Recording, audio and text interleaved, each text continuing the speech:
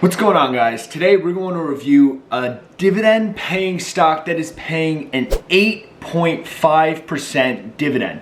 Now, before you click off this video, I already know what you're thinking. You're thinking, what kind of dividend value trap is this garbage that I'm trying to promote on my site?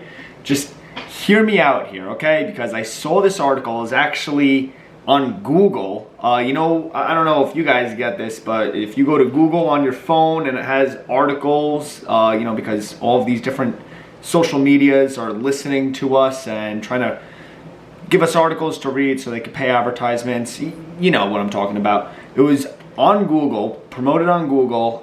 It was actually a Seeking Alpha article by this guy. And if you're watching this, I'm so sorry for butchering your name, but let's see. It is Aris. I'm not even going to try to pronounce it. You can just see on the screen. Here's his name right here. It's a really great article if you guys want to read it. Link is in the description.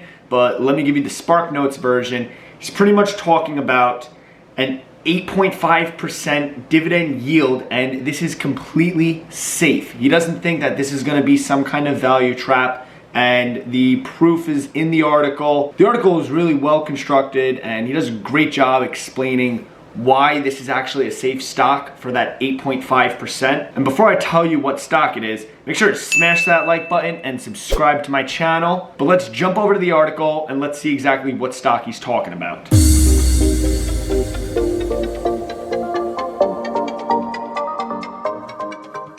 All right, so you can see right here, this stock is in the energy sector, and I already know what you're thinking. The energy sector is dead.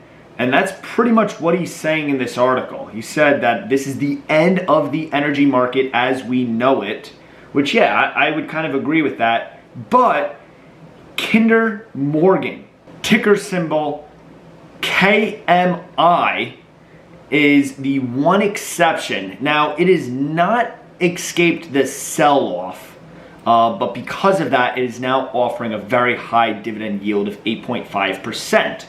Now, he also goes on to say most investors view such an abnormally high dividend yield as a signal for an imminent dividend cut, which that's exactly what I thought of this. That's why I clicked on this article. I said, what kind of clickbait is this? This is just going to be cut.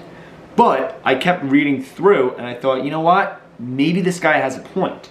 So he keeps on talking about how the energy market is dead, but the one difference with this stock, with KMI, is it is not oil. It is natural gas, and the way they get their revenue isn't from the commodity itself, but from annual payments and these fees and all of this other structure where pretty much only 2% of its profit comes directly from the actual commodity itself and that price fluctuation.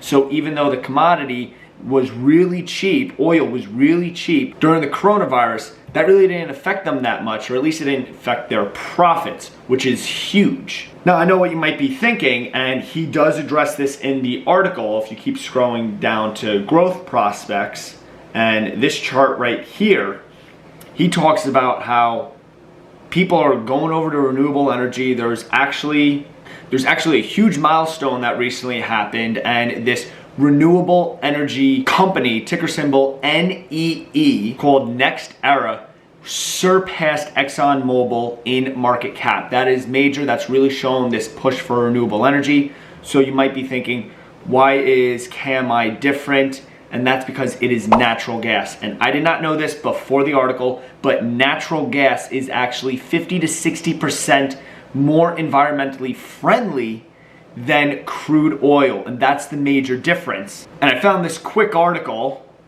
from the Union of Concerned Scientists, and it pretty much states the difference between the environmental impacts of natural gas and oil, and how even though natural gas is still harmful, it says right here, natural gas emits 50 to 60% less carbon dioxide when combusted in new, efficient natural gas power plants. I think that's huge. I mean, that is a step in the right direction. I know it's not perfect, but hey, the world isn't perfect. We're still gonna have all of these problems, but again, step in the right direction here. And because of this, natural gas is expected to increase over the next decade.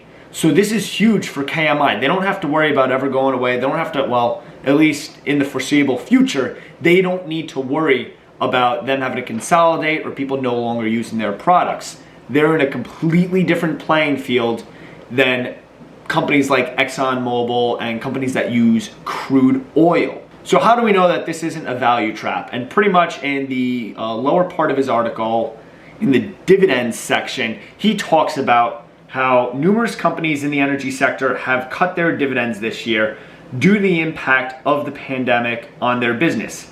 Kinder Morgan is a bright exception. It has raised its annual dividend by 5% this year from $1 to $1.05. This dividend hike is just another testament to the resilience of the business model, of the company, and the safety of its dividend. So that's huge. Usually what happens is when you see a massive hike up, right, something like 8.5%, next thing you know, next quarter comes around, you don't get paid because they cut their dividends. But Kinder Morgan actually came out and said that they are raising their dividend another 5%. That is massive. They are an energy company during the 2020 pandemic that are raising their dividends. You don't see that, especially with something that's as high as 8.5%. So again, read the article, check it out. I think it's a great read. But now let's jump over to my opinion and my analysis on the stock. Would I invest in this massive dividend yield stock? So of course, we're gonna jump back over to Seeking Alpha and I'm gonna do my own analysis on it. And you can see right here, first red flag is let's go out 10 years. And it looks like they have just been trailing down. Here we go. Since 2015, they've just been in a massive bear market, and it doesn't look like there's any stopping with it going down. We'll get to that in a second. Let's actually jump over to their dividends. And again, another red flag would be their payout ratio is 126%. This is misleading. Their 5-year growth rate, negative 10%. If we actually go to dividend growth, over the past 4 years, they actually have been growing their dividends. So after this massive drop off in 2015, when you look at the dividends, it's actually been a positive uptrend over the past 4 years. So in one more year, this 5-year growth rate is gonna go from negative 10 probably to about positive 10 or maybe even positive 20, depending on what happens in 2021. But let's jump back to its scorecard. Again, things aren't looking that bad. Regardless of this massive payout ratio, things are not looking that bad. And I do think if you want some massive dividends, this is how you're going to get it. Its dividend safety is a C, which isn't great, but compared to the sector it's in right now, it is absolutely amazing. Its dividend growth, an A-, which that's easy to see there. Attractiveness, C+, and then consistency is B. So yeah, I think they're gonna continue to pay out their dividends without a doubt, and they may continue to raise it. It's not gonna be easy, don't get me wrong, but at the end of the day, I still wouldn't touch this stock, and here is why. If we just go back to the summary and go back 5 years after its massive drop off in 2015, this stock used to be 32, and it has just been trending down over the past 5 years.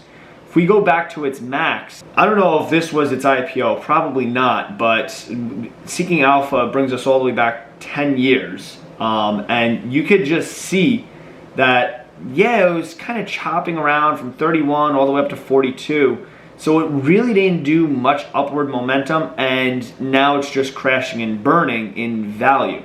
So I really don't care about that 8.5% dividend. Because yeah, that's great. You could be making that 8.5% a year, but if the stock continues to trail down, then that is not a good sign. It really doesn't look like there's any letting up. And I know I didn't do my full research. I could look at the financials and all of that, but for the sake of this video length, I'm not gonna go into all of that. I'm just doing a real quick overview of looking at how it's been trending, and it has been trending downward.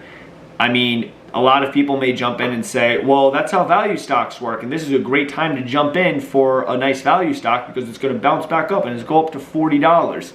I really don't see that happening because yes, in the short run, this is a great opportunity for this company where it really doesn't need to worry about this shift to renewable energy. They're like that intermediary. They're that Band-Aid fix right now with natural gas. It is the better option from crude oil, but it's not the best option. And I think in the next 10 years, the way technology is growing, we're going to be in a completely different playing field. Renewable energy is going to be all around and just conquering that market, and natural gas will be the next thing out. First it's crude oil, then it's natural gas. I really don't see this company being successful in the next 10 years unless they make some major changes to their entire business model. But that's my thoughts on Kinder Morgan. KMI is the ticker symbol. Yes, I think they'll continue to pay out their dividends at least for a year, but would I invest in it? No, and that is because of its actual value, and I only see this stock depreciating